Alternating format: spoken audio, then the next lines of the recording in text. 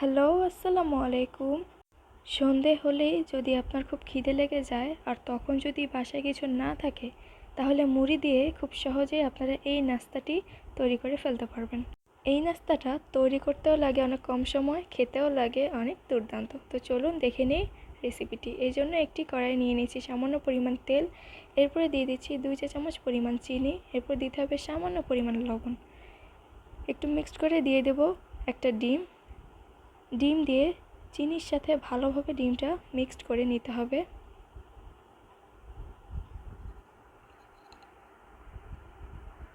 এরপরে দিয়ে দেব 1 বাটি মুড়ি দিয়ে ডিমের সাথে ভালোভাবে মিক্সড করে নিতে হবে। অনবরত নেড়েচেড়ে নিতে হবে, না হলে কড়াইয়ে লেগে যেতে পারে। এরপরে দিয়ে দিচ্ছি 1 চা চামচ পরিমাণ গুঁড়ো দুধ দিয়ে আবার ভালোভাবে নেড়েচেড়ে মিক্সড করে নিতে হবে। তো মিক্স করে নিলেই হয়ে যাবে আমাদের ঝটফট সন্ধ্যার নাস্তা। বাসায় যদি হঠাৎ মেহমান চলে আসে, তাহলে মুড়ি দিয়ে এই নাস্তাটা আপনারা তৈরি করে দিতে পারেন।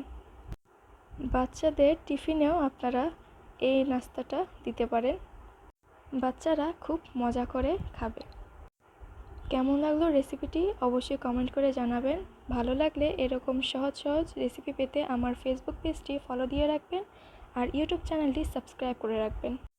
ভালো থাকবেন। আল্লাহ হাফেজ। আসসালামু আলাইকুম।